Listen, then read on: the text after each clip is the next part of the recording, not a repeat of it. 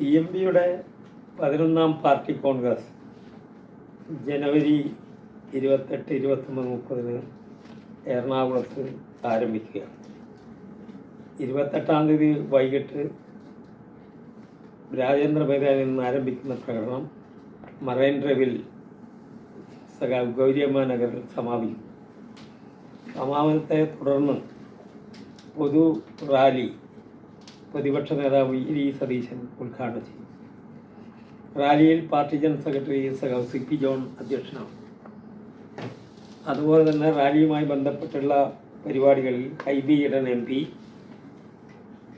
EJ Vinod MLA, advocate AN Rajan Babu, Anoop Jacob MLA, Sameer പുതുനേതൻ്റെ തുടങ്ങിയ നേതാക്കന്മാർ പ്രസംഗിക്കുന്നതാണ്.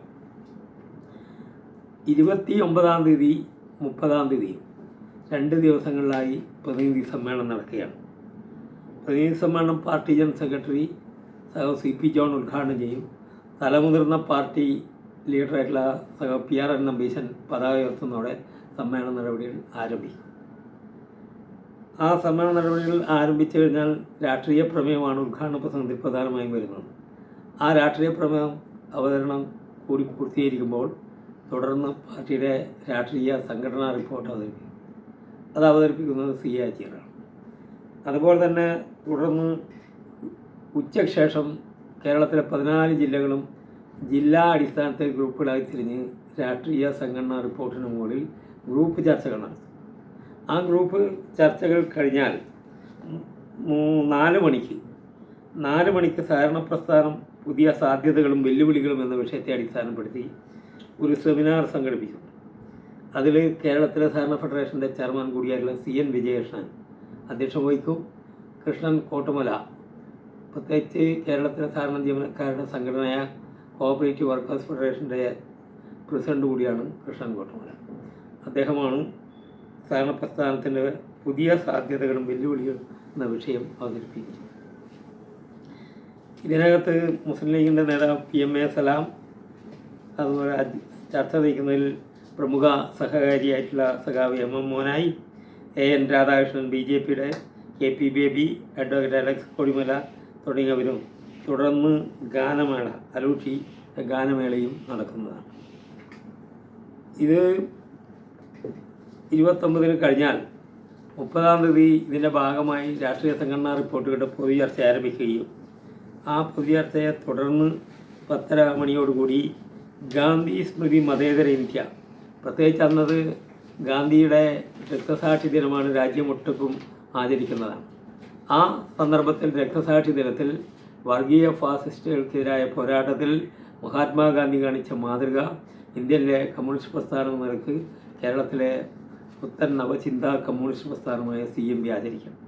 അതുകൊണ്ടാണ് ഞങ്ങൾ അത്തരമൊരു വിഷയം തിരഞ്ഞെടുത്തത്. മതേതര ഇന്ത്യ മതരാഷ്ട്രമാകുമോ എന്നതാണ് അതിൽ ഞങ്ങൾ തിരഞ്ഞെടുത്തത്. അത് കേരളത്തിലെ മുൻ പ്രതിപക്ഷ നേതാവ് ആഭ്യന്തരമന്ത്രിയുമായ രമേശ് ചെന്നിത്തലയാണ് ഉദ്ഘാടനം ചെയ്തത്. ഉദ്ഘാടന സെമിനാർ സമ്മേളനം MP സാജു, പാർട്ടി സംസ്ഥാന സെക്രട്ടറിമാരിൽ ഒരാളാണ്, അദ്ദേഹമാണ് അധ്യക്ഷം വഹിക്കുന്നത്. അതിനകത്ത് മുസ്ലിം ലീഗിൻ്റെ നേതാവ് PK കുഞ്ഞാലിക്കുട്ടി, CPMൻ്റെ മുൻ MP K Chandran Pillai, Prakash Babu CPI, PR Sivakumar BJP, advocate Jebi Mather MP, Francis Kerala Congress, G Devaraj Forward Bloc തുടങ്ങിയവരും അതിനകത്ത് ചർച്ചയിൽ പങ്കെടുക്കുന്നു. തുടർന്ന് ഉച്ചയ്ക്ക് ശേഷം നടക്കുന്ന പ്രതിനിധി സമ്മേളനം 2 ദിവസങ്ങളിലായി നടന്ന സമ്മേളനങ്ങളുടെ രാഷ്ട്രീയ സംഘടനാ റിപ്പോർട്ടിൻ്റെയും ചർച്ചയ്ക്കുള്ള മറുപടി, അത് ആ സമ്മേളനം ഈ റിപ്പോർട്ടുകളെല്ലാം അംഗീകരിച്ചതിന് ശേഷം പുതിയ ഭാരവാഹികളെ തിരഞ്ഞെടുക്കും. ആ ഭാരവാഹികളെ തിരഞ്ഞെടുത്ത് ജനറൽ കൗൺസിലിനെയും അതുപോലെ പാർട്ടി സെക്രട്ടേറിയറ്റും അതുപോലെ എക്സിക്യൂട്ടീവിനെയും തിരഞ്ഞെടുക്കും. അതോടുകൂടി സമ്മേളനം പിരിയുന്നതാണ്. അങ്ങനെ 11ാം പാർട്ടി കോൺഗ്രസിന് സമാപനം. ഈ കാലഘട്ടത്തിൽ അഭിമാനത്തോടെ CMBക്ക് പറയാൻ കഴിയുന്നത് ഒരു ഉറച്ച നിലപാട്, നയത്തിന് വേണ്ടിയുള്ള പോരാട്ടം, ഇന്ത്യ അഭിമുഖീകരിക്കുന്ന പ്രശ്നം ഏറ്റവും കൂടുതൽ ശരിയാണെന്ന് ഈ കാലഘട്ടം തെളിയിച്ചിരിക്കുകയാണ്. ഒരുപക്ഷെ 1955-ൽ CPMൻ്റെ അകത്ത് ഈ ബദൽ രാഷ്ട്രീയ നയം MBR ഉയർത്തുമ്പോൾ EMSനേക്കാൾ വെല്ലുവിളിക്കുന്നു എന്ന രീതിയിലാണ് അന്ന് MBRനെതിരായി പ്രചരണം നടത്തിയത്. പക്ഷേ MBR പറയുന്നത് ലോകത്ത് ഏത് രാഷ്ട്രത്തിനകത്ത് ഏത് മതന്യൂനപക്ഷമായാലും ഭാഷാ ന്യൂനപക്ഷമായാലും ആ ഭാഷാ ന്യൂനപക്ഷത്തെയായാലും മതന്യൂനപക്ഷത്തെയും സംരക്ഷിക്കാനുള്ള ബാധ്യത ലോകമെമ്പാടുമുള്ള കമ്മ്യൂണിസ്റ്റുകാർക്കുണ്ട്. ആ കടമ കേരളത്തിലെ കമ്മ്യൂണിസ്റ്റ് പ്രസ്ഥാനം നിർവഹിക്കണം എന്നാണ് 1955 ഇതേ ടൗൺ ഹാളിൽ, ഇന്ന് MBR നഗർ എന്ന് ഞങ്ങൾ 2 ദിവസം പൊതുസമ്മേളനം നടത്തുന്ന ടൗൺ ഹാളിൽ നടക്കുന്നത്. അതുപോലെ തന്നെ കേരളത്തിൻ്റെ സമഗ്രമായ വികസനത്തിൻ്റെ ഭാഗമായി അദ്ദേഹം മന്ത്രിയായപ്പോൾ കാണിച്ചിട്ടുള്ള മാതൃകയുണ്ട്. ആ മാതൃകയോടൊപ്പം തന്നെയാണ് രണ്ടാമത് മന്ത്രിയാകുമ്പോൾ ഗൗരിയമ്മയെ കൂടിച്ചേർത്ത് ആലപ്പുഴയിൽ മെറീന ബീച്ച് ഉണ്ടാക്കാനുള്ള ശ്രമം പോലും MBR നടത്തിയത്. അങ്ങനെ MBRും ഗൗരിയമ്മയും പടുത്ത് ഉയർത്തുന്നതിലൊരു നിർണായക പങ്കുവച്ചിട്ടുണ്ട്. ഈ കേരളത്തിലെ ഭൂപരിഷ്കരണ മേഖലയിൽ ഗൗരിയമ്മ നൽകിയ സംഭാവന വളരെ വളരെ വലുതാണ്. കേരന്തെങ്ങും കേരള നാട്ടിൽ KR ഗൗരി വലിച്ചീടുമെന്ന മുദ്രാവാക്യം വിളിച്ച സഖാക്കളുടെ മുന്നിൽ ഏറ്റവും നിരാശയാണ് EMSനെ പോലുള്ള ആളുകൾ ഉണ്ടാക്കിയത്. പക്ഷേ ആ ഗൗരിയമ്മയെ സ്മരിക്കുക എന്നതാണ് ഈ സമ്മേളനത്തിൻ്റെ പൊതുസമ്മേളനഗിരിക്ക് ഞങ്ങൾ KR ഗൗരിയമ്മയുടെ പേര് നാമകരണം ചെയ്തത് എന്ന് കൂടി പറയാൻ അഭിമാനം. അതോടൊപ്പം എന്ത് കഷ്ടപ്പാട് സഹിക്കേണ്ടി വന്നാലും സഹിക്കാൻ കഴിയുന്ന ഒരു പ്രസ്ഥാനമായി CMB മാറിയിരിക്കുന്നു എന്നുള്ളതാണ്.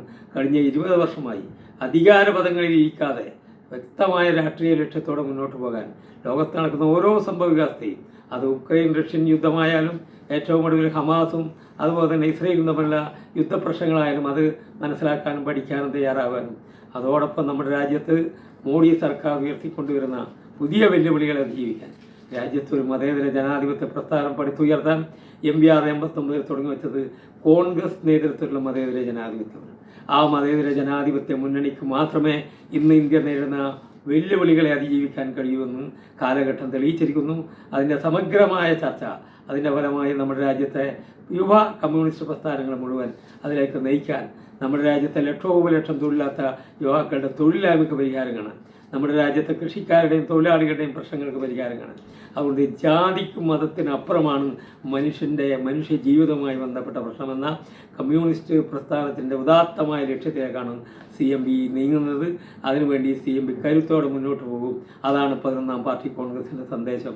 അതോടൊപ്പം ഞങ്ങൾ ഈ രാജ്യത്തെ ഉയർത്തുന്ന ഒരു പ്രധാന കാര്യം, സ്വന്തം മതം ഓരോരാൾക്കും ശ്രേഷ്ഠമാണെങ്കിൽ അത് CMBക്കാരായാൽ പോലും അങ്ങനെ ശ്രേഷ്ഠമാണെന്ന് പറയുമ്പോൾ അന്യൻ്റെ മതവും ശ്രേഷ്ഠമാണെന്ന് കാണാൻ മനസ്സിലാക്കാൻ നമ്മുടെ രാജ്യത്തെ യുവാക്കൾക്കും പ്രസ്ഥാനങ്ങൾക്കും കഴിയണം എന്നാണ് CMB ഈ ഘട്ടത്തിൽ ആഹ്വാനം ചെയ്യുന്നത്.